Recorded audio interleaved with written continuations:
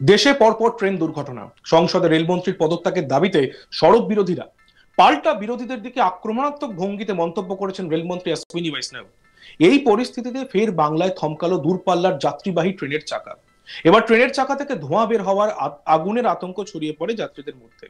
রবিবার 4 আগস্ট বিকেলে এই ঘটনাটি ঘটে বীরভূমের রামপুরহাট ও স্বাধীনপুর রেল স্টেশনের মাঝে কাবিলপুর রেল গেটের কাছে। 12509 আপ বেঙ্গালুরু গুয়াহাটি এক্সপ্রেস ট্রেনটি রামপুরহাটের দিক থেকে নলহাটির দিকে যাচ্ছিল। সেই সময় S2 কামরার চাকা থেকে ধোঁয়া বের হতে দেখেন ট্রেনের যাত্রীরা। তারা বিষয়টি ট্রেনের টিটিকে জানালে কাবিলপুর রেল গেটের কাছে ট্রেনটি দাঁড় করানো হয়। আগুনের আতঙ্কে ট্রেন থেকে রেল লাইনে নেমে পড়েন যাত্রী। পরে ট্রেনে থাকা অগ্নি নির্বাপন যন্ত্র দিয়ে পরিস্থিতি নিয়ন্ত্রণে আনে রেল পুলিশ। পরে রেলের আধিকারিকরা ঘটনাস্থলে আসেন এবং পরীক্ষা করে দেখতে পান যে S2 কামরার চাকা থেকে ধোঁয়া বের হওয়ার এই অবস্থা হয়েছে। তবে প্রায় 15 মিনিট পর ট্রেনটি গন্তব্যস্থলের দিকে রওনা দেয়। আমরা শুনবো এই বিষয়ে আমাদের প্রতিনিধি শান্তনু হাজরা কি রিপোর্ট তুলে ধরেছে। যাত্রীবাহী দূরপাল্লা এক্সপ্রেস ট্রেনের কামরার নিচে থেকে ধোঁয়া, আর এই ধোঁয়া দেখে যে হুড়ুহুড়ি এবং একেবারে শোরগোল পড়ে যায় ট্রেনের ভিতরে। চলন্ত ট্রেনের নিচে থেকে ধোঁয়া দেখে আতঙ্কে পরিবেশ তৈরি হয় ট্রেনের মধ্যে, যাত্রীদের মধ্যে।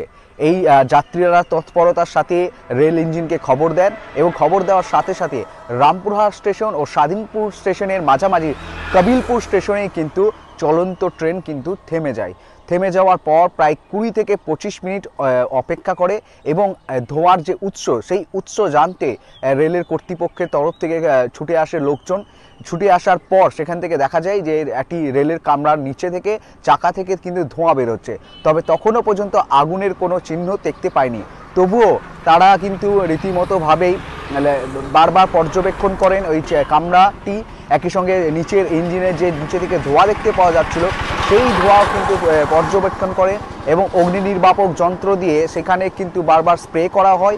রীতিমতো এই সমস্ত করতে করতে প্রায় মিনিট 20 ট্রেনটিকে থামানো থাকে এবং থামানোর পর একেবারে ট্রেনটি সমস্ত কিছু চেকিং করার পর কিন্তু ট্রেনটি আবার গন্তব্যস্থলের দিকে এগিয়ে যায়। তবুও কিন্তু চলন্ত ট্রেনের মধ্যে যাত্রীদের মধ্যে একটি আতঙ্কের পরিবেশ দেখা যায়, যেখানকে ঘিরে ধোঁয়াকে ঘিরে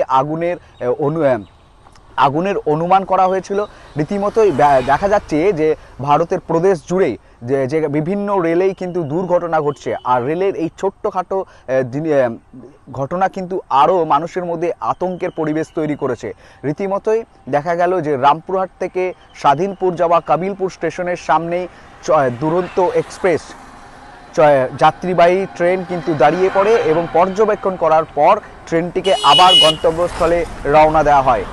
ট্রেনের কামরার নিচে ধোঁয়া, আর ধোঁয়াকে কেন্দ্র করে যাত্রীদের মধ্যে আতঙ্কের পরিবেশ শোরগোল জড়িয়ে যায় কিছুক্ষণের মধ্যেই। পরিস্থিতিটা একবার ভাবুন, দূরপাল্লার ট্রেনে যাত্রীদের সফর যেন এক বিভীষিকা হয়ে দাঁড়িয়েছে। প্রায় প্রতিদিনই দেশের নানা প্রান্ত থেকে দুর্ঘটনার খবর আসছে। যাত্রীবাহী অথবা মালগাড়ি লাইনচ্যুত হওয়ার ঘটনা সামনে আসছে বারবার।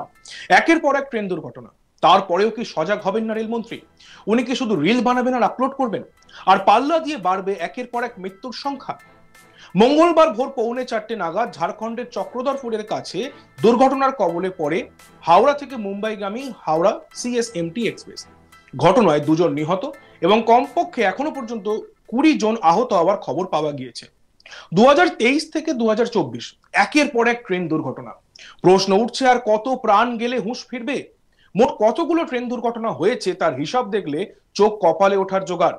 2019 থেকে 2024 পর্যন্ত অশ্বিনী বৈষ্ণবের আমলে 20টির বেশি ট্রেন দুর্ঘটনার খবর সামনে এসেছে।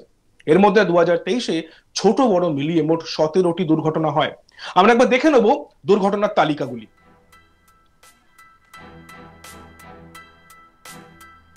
2রা জানুয়ারি রাজস্থানের সূর্যনগরী এক্সপ্রেস লাইনচ্যুত হয়।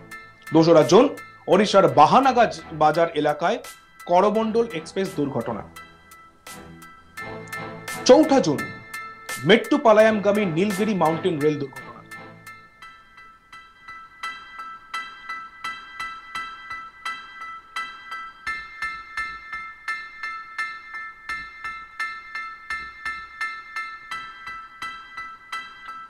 9 জুন জনশতাব্দী এক্সপ্রেস দুর্ঘটনা।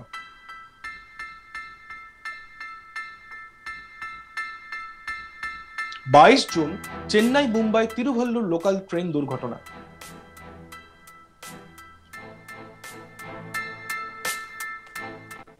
22 জুনেই মুম্বাইগামী লোকমান্য তিলক এক্সপ্রেসে আগুন ধরে যায়।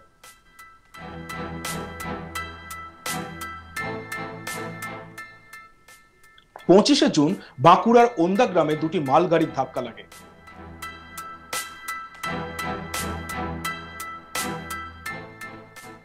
7 জুলাই হাওড়াগামী ফলকনামা এক্সপ্রেসে আগুন লাগে।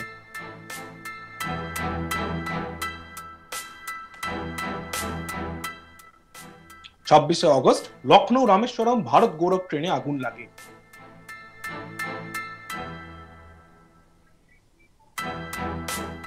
23 সেপ্টেম্বর হামসফর এক্সপ্রেস দুর্ঘটনা।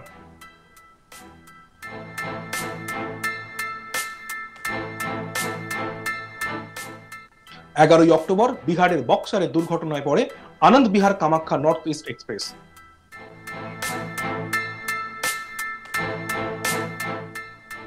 29 অক্টোবর বিশাখাপত্তনম রায়গাদা ও বিশাখাপত্তনম পালাসা প্যাসেঞ্জার ট্রেনের দুর্ঘটনা হয়।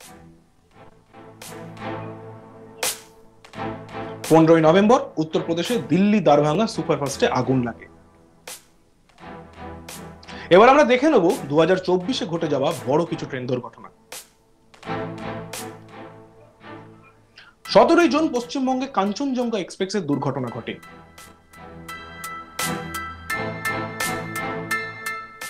18 জুলাই উত্তরপ্রদেশের ডিব্রুগড় চণ্ডীগড় এক্সপ্রেস দুর্ঘটনা ঘটে।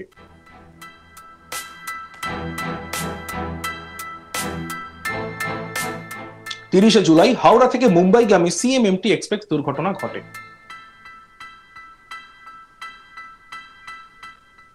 এবার প্রশ্ন, এত রেল দুর্ঘটনার পরেও কেন হুঁশ ফিরছে না রেলের? ইতিমধ্যে বারবার রেলমন্ত্রীর পদত্যাগের দাবি হলেও লাভের লাভ কিছু হয়নি, বরং আবারও 2024 রেলমন্ত্রীর পদে আসীন হয়েছেন তিনি। মোদী সরকার উদাসীন কেন? রাজনীতির ঊর্ধ্বে উঠে সাধারণ মানুষের কথা কি তিনি ভাবছেন না? এই নিয়ে কিন্তু প্রশ্ন উঠছে।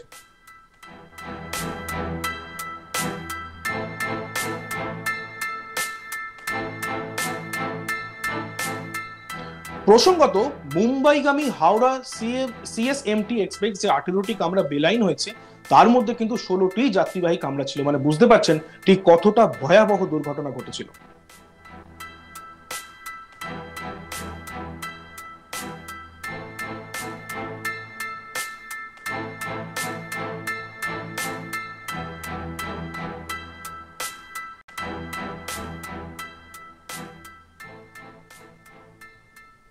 দেখতে থাকুন আজ তাক বাংলা, সাবস্ক্রাইব করতে ভুলবেন না।